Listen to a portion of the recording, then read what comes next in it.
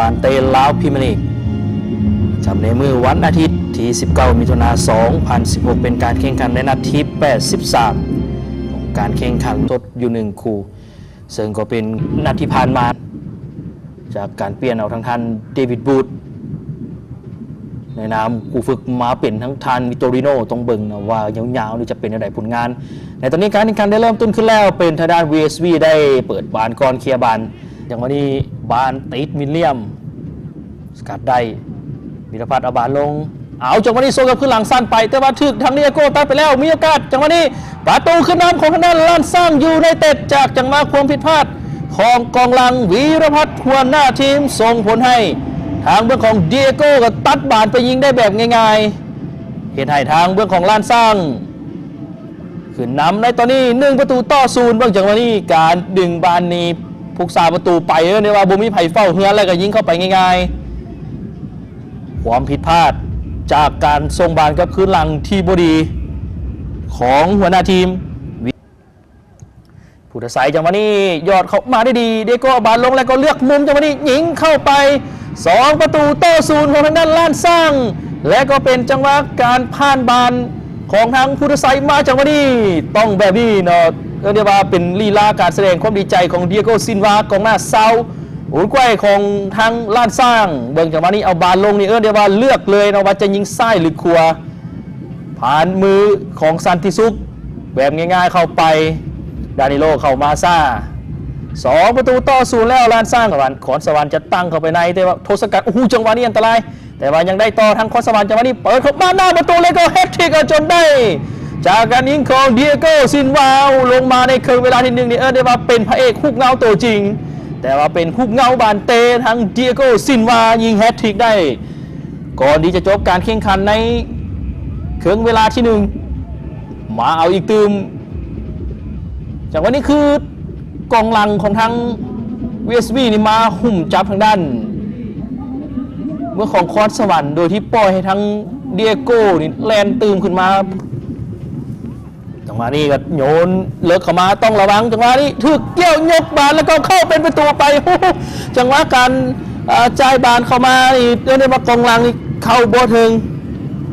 ไปปล่อยโอกาสในกับทางด้านมันลมได้ยกบานข้ามหัวแบบนี้ก็ถือว่าเซตไปเลยเอาแล้วคือว่าลงมาเริ่มต้นในการแข่งขันในครึ่งเวลาที่2บ่พอเท่านาทีทางด้านล้านสร้างยับมี5ก็ไปเป็น4-0จากวันนี้ทั้งซันติซุกก็ออกมาห่างจากประตูและก็รวมทั้งการจับทั้งมนุลมนี่ก็แมนบอลละเอียดเราจับบออยู่คือทางทานเดวิดบูธตอนนี้ลุยมาเองเอาทางด้านหน้ามีวิรยุทธ์ไปต่ออย่างวันนี้ยังไปได้ทางด้านในแต่มาถึงสกัดเริ่มลงไปแล้วพุทธศิลป์แลนเข้ามาแล้วก็ซี่เป็นจุดโทษของทางด้านล้านสร้างและของแถมมีให้พร้อมคือเหลืองโอ้จังหวะจุดโทษของล้านสร้างเป็นทั้งโทสกันเทสกัดทั้งวิรยุทธ์ล้มลงไปเป็นทั้งเดียโก้อยู่ที่บานเดียโก้แลนเข้ามาแล้วก็เลือกมุมยิงไปง่ายๆแล้วก็เป็นประตูที่5ของทางด้านล้านสร้างจากการยิงประตูที่4ของเดียโก้อิมิลิโนซินวา4ประตูแล้วในนัดนี้โหแซงหน้าทางกำแพงแล้วในตอนนี้กำแพงที่ดาวสโมประจำทีมอยู่ดีๆมาในมื้อนี้เดียโก้นี่มาอีกแล้วเบิ่งการยิงของเดียโก้อิมิลิโนยิงเข้าไปแบบง่ายๆนะสำหรับจุดโทษยิงให้ล้านสร้างในตัวนี้ย้ายมาเป็น5-0แล้ว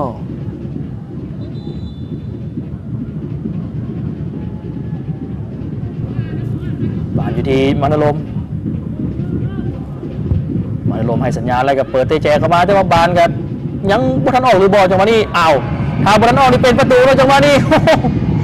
คือการยิง2 นัดที่ต่อกันของทางด้านวิลเลียมพอลมอดิโบได้ประตูเหมือนกับเป็นจังหวะที่รุ่นบานนี้ออกหลังแล้วหรือยังถ้าหากว่าบานออกหลังมาแบบนี้ก็เป็นประตูที่6ของทางด้านสร้างจังหวะนี้ก็จับบานบุยูทางซันติซุกคือเบื้องแต่จังหวะที่ทางเกษดาเนี่ยเอาบานกลับคืนเข้ามาแต่หากว่าบอลล่ำหน้านี่ก็จังหวะที่2ที่ บานที่โมดิโบแล้วและสุดท้ายก็สัญญาณหมดเวลาของการแข่งขันในคู่นี้นุลมเลย1 ประตูจากการยิงของวิลเลียมพอลโมดิโบ